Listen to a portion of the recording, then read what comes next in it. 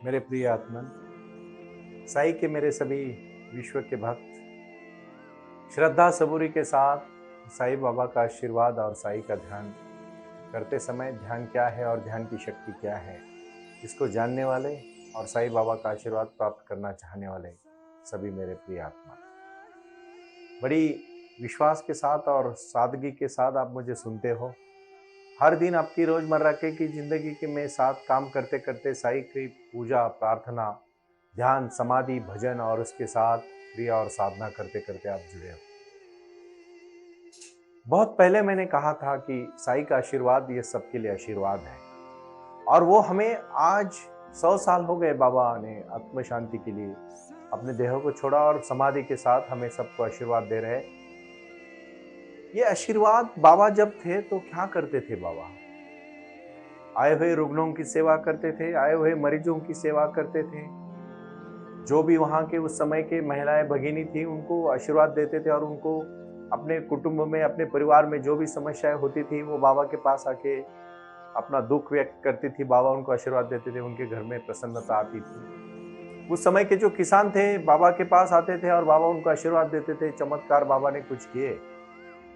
मैं भी कहता हूं कि वो आए और आकर चले गए, मौन रहे और कुछ कह गए। आज जो मौन रहकर जो कुछ कहे गए हैं वो कहने का प्रयास मैं कर रहा हूं। मैं जो भी आप सबके सामने साझा कर रहा हूं उन्हीं के अच्छे विचारों के साथ साझा करने का मेरा प्रयास है, मेरा प्रयत्न है। मैं शायद कितनी भी भाषण कला क्यों ना आपके साथ व्यक्त करूं, जब तक आप अपनी अंतरात्मा से और अंतर्भूति से नहीं जानते और आत्मा और परमात्मा का मिलन जब तक नहीं होता तब तक इस व्यवहार को कोई अर्थ नहीं है। साक्षी होना पड़ेगा आपको, हर चीज के प्रति सजग होना पड़ेगा, क्योंकि मैं चाहता हूं, अभी अभी मैंने कुछ चीजों के प्रति बहुत सजगता के साथ, मौन के साथ और विचारों के साथ ध्यान का प्रयोग किया है, मौन का प्रयोग किया है, संवेदनशीलता का प्रयोग किया है, प्रेम का प्रयोग किया है, करुणा का प्रयोग किया है, आनंद का प्रयोग किया है, प्रज्ञा का प्रयोग किया है और एक हमारे शांतता और एकदम पूर्ण सटीकता के साथ आत्मनिर्भर सृजनशीलता का प्रयोग किया है। और यही प्रयोग हम कर रहे हैं। इसी प्रयोगों को हमें छूना है कि राष्ट्र निर्माण के लिए हमें कार्य करना है, लेकिन पहले हमारी अंतरात्मा को ध्यान के साथ जोड़ना है। बहुत सारे लोग कहते हैं, सुनील जी साईं बाबा का ध्यान क्या है? आप बार बार अपने स्पीचेस में, अपने इस साई वाणी में ध्यान का जिक्र करते हो, हमें सिखाओ। जब तक मैं नहीं चाहता था कि वो ईगरनेस मुझे लोगों से मिले, तब तक मैं इसको तैयार करने की कोशिश कर रहा था। हर एक ने अपने जीवन में आनंद भर के कार्य में जो भी हमें आयुर्मान आयुष्य मिला है उसमें एक शांतता पूर्वक जीना, ध्यान के साथ जीना और आनंद के साथ जीने की कला है, और उसी को हम कहेंगे जीवन जीने की कला। और ये जीवन जीने की कला है हमारी शांति की कला, हमारी प्रसन्नता की कला। मैं छोटी सी कहानी से शुरुआत करूं। एक सूफी बहुत बड़ा संत हुआ, महान संत हुआ, और राजा हमेशा उस सूफी के जो भी उसके चमत्कार थे, जो भी उनके भक्त थे, उनसे जलता था। तो उसको हमेशा उसके प्रति कोई ना कोई ईगो होता था। अहंकार बहुत बड़ी चीज है, अहंकार आदमी को बर्बाद कर देता है। और मैं कहना चाहता हूं, ध्यान करने में भी अगर कोई भी समस्या है तो पहली है अहंकार, दूसरी है, सबसे पहली और महत्वपूर्ण कही मैंने अहंकार, दूसरी है भौतिक जगत के प्रति बहुत ही अट्रैक्टिव होना, और तीसरी है ग्रीड, लालच। लालच बहुत बुरी बला है। भाई और बहनों, सूफी का ये कहानी कह के मैं आपको कहना चाहता हूं कि उनका नृत्य चल रहा था, क्योंकि सूफी को कोई फर्क नहीं पड़ता था कि राजा उसके बारे में क्या सोचता है। कब सूफी ने कभी राजा के प्रति सोचा ही नहीं। जो भी महान व्यक्ति हुए उन्होंने सबके सामने समान देखा। बाबा ने कभी कोई जात धर्म के प्रति कोई नहीं कहा कि ये कौन से जात का है, कौन से धर्म का है। बाबा ने एक ही धर्म को महत्व दिया और वो है मानवता का धर्म। शांति को उन्होंने महत्व दिया, उन्होंने करुणा को महत्व दिया, प्रज्ञा को महत्व दिया, समाधान को महत्व दिया, रुग्णों की सेवा करने को, मरीजों की सेवा करने को महत्व दिया, और उसी के साथ साथ शिक्षा को प्रचार प्रसार में लाने का प्रयास किया। और उन्होंने श्रद्धा के प्रति पूरी तरह से समर्पण होने के लिए कहा। वो मौन रहे मतलब क्या रहे? उन्होंने बहुत सारे ऐसे संदेशा दिए हैं जो बाबा थे फिजिकली, जब वो देह के अवतार में थे तो सब लोगों की सेवा कर सकते थे। आज जो मौन रहे और कुछ कह गए का जो वो लाइन है, उसको मैंने मेरे सर पे लेके मैं प्रयास कर रहा हूं। भाई और बहनों, आप हो सके तो मेरी बात को शांति से समझ लेना।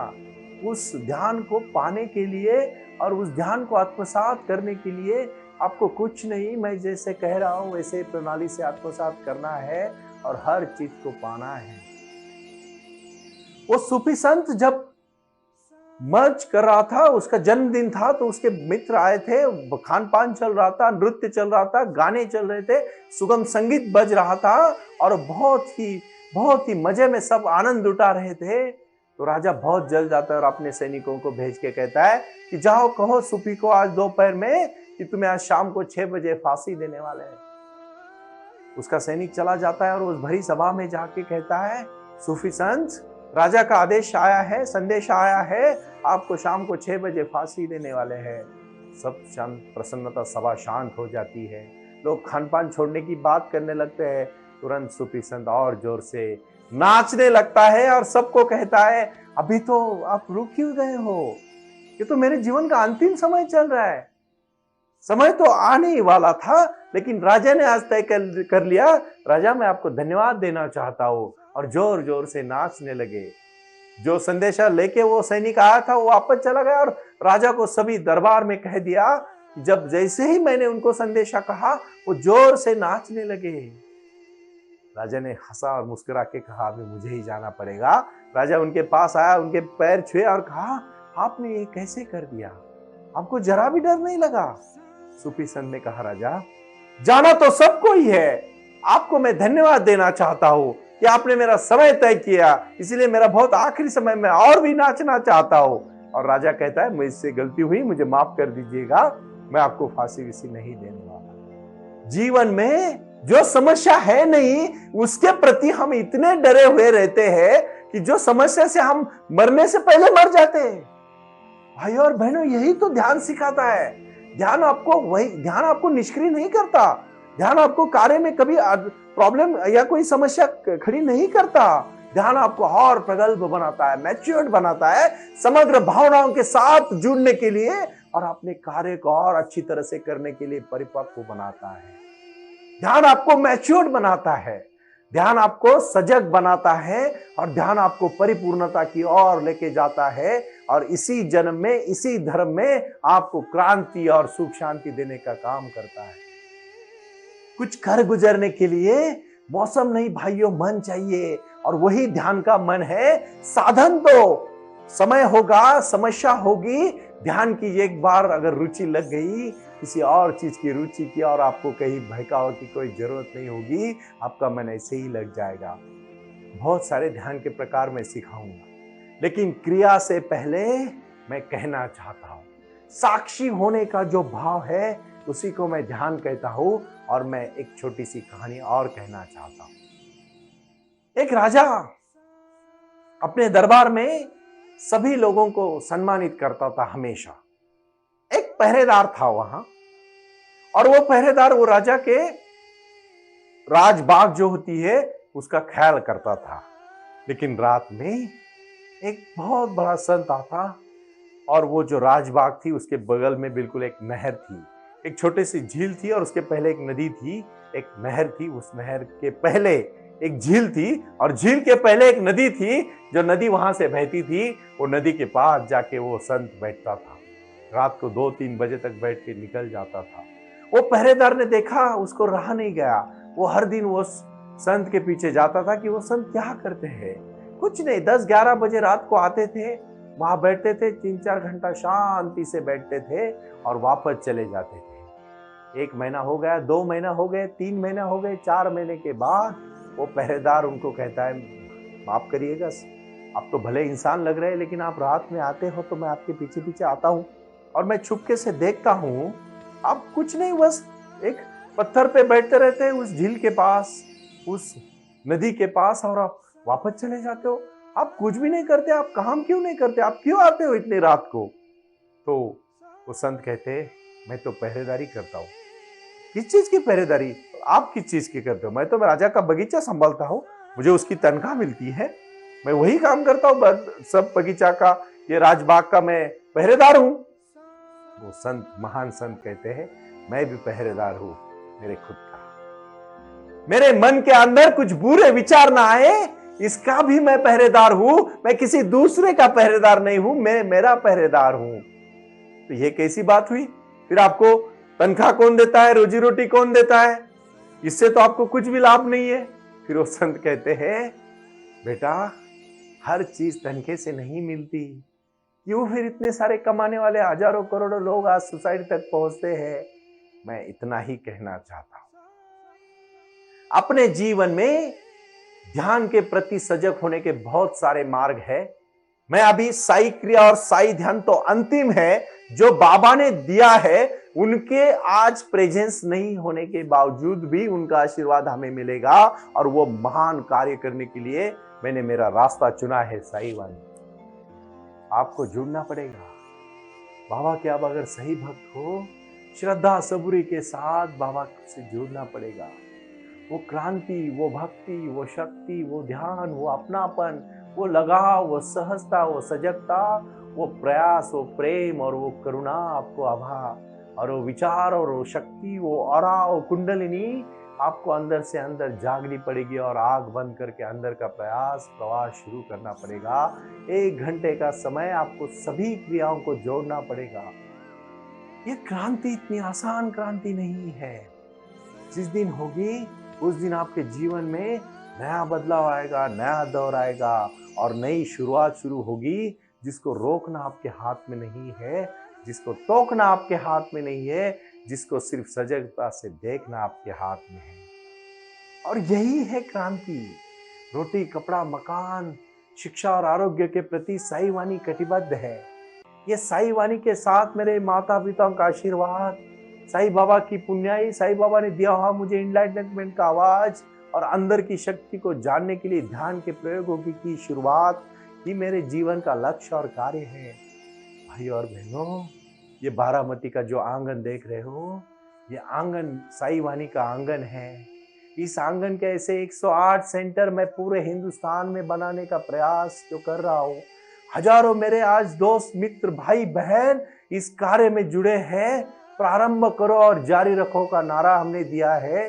ये नारा दिया है शक्ति के लिए, ये नारा दिया है भक्ति के लिए, ये नारा दिया है साई के आशीर्वाद के लिए, और ये नारा दिया है जीवन में बदलाव लाने के लिए। मैंने पहले ही कहा, ये साई वाणी का मनोरंजन नहीं है। आओ और मेरे साथ ध्यान को बैठ जाओ।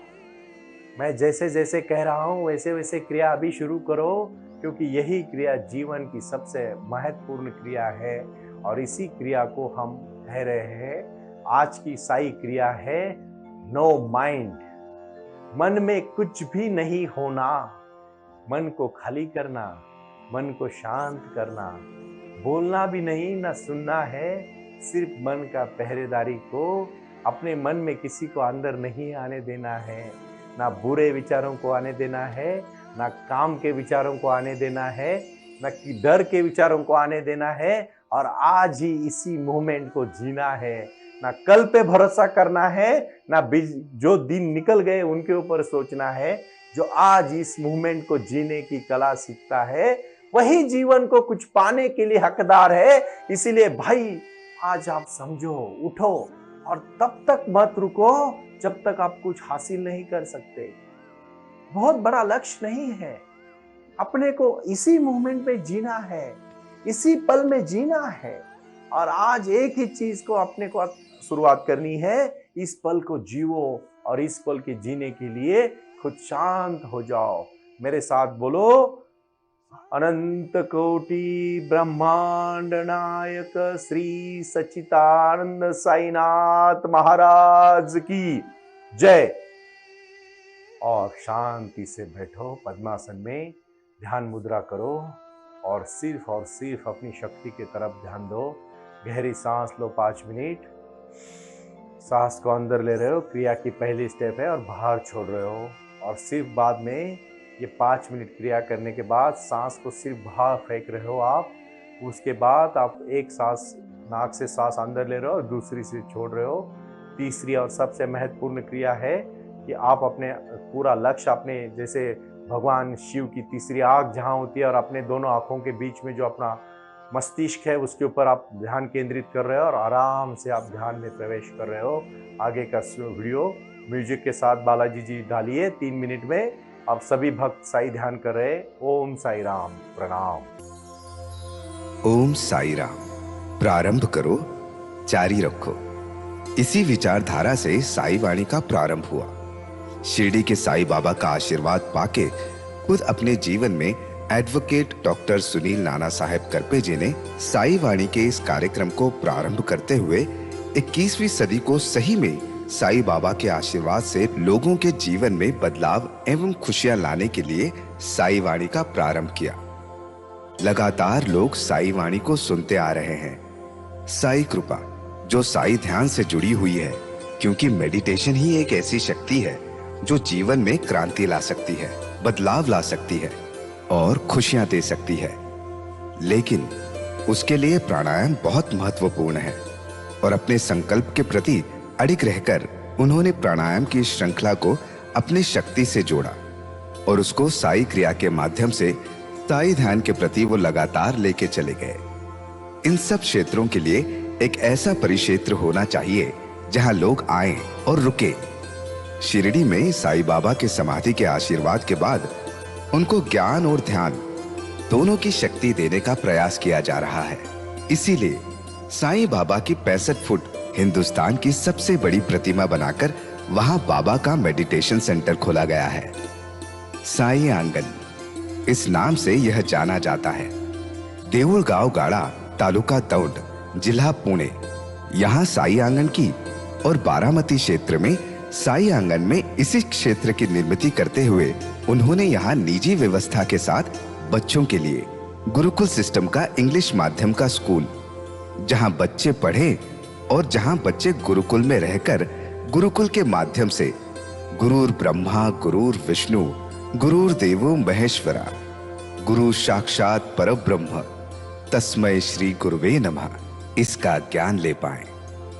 इसी के लिए इसे पूरी तरह से सीबीएसई एवं गुरुकुल के माध्यम से बच्चों को एक सुजान एवं भारत का एक ज्ञानी और अच्छा नागरिक बनाने के लिए वे ये कर रहे हैं। उसी के साथ हेल्थ इज वेल्थ कहते हैं कि शरीर ही सबसे महत्वपूर्ण संपदा है और उस संपदा को आयुर्वेदा के माध्यम से लोगों को जोड़ना चाहिए। इसीलिए उन्होंने यहाँ साई वाणी आयुर्वेदा हॉस्पिटल की भी निर्मित की है और उस कार्य के लिए वो पूरी तरह जुड़ चुके हैं। पूरे विश्व से लोग साई क्रिया और साई ध्यान के माध्यम से जुड़ रहे हैं और इसीलिए उन्होंने साई वाणी trust.org इस ई कॉमर्स की भी स्थापना की है। इस ई कॉमर्स के माध्यम से हजारों करोड़ों भाई बहन को उन्होंने व्यापार करने के लिए प्लेटफॉर्म दिया। उनकी कला, उनकी क्षमता, उनका ज्ञान लोगों तक पहुंचाने के लिए साई वाणी trust.org बहुत बड़े लेवल पर महत्वपूर्ण प्रयास कर रहा है। इसीलिए यहाँ आए। ये बाबा की नगरी है। यहाँ बाबा का विज्ञान, बाबा का आशीर्वाद एडवोकेट डॉक्टर सुनील नाना साहेब करपे जी के साथ लोगों तक पहुंच रहा है। हमसे जुड़े रहने के लिए आज ही साई वाणी के ऑफिशियल यूट्यूब चैनल को सब्सक्राइब करें या अधिक जानकारी के लिए संपर्क करें 9604050607। ओम साई राम। प्रारंभ करो, जारी रखो।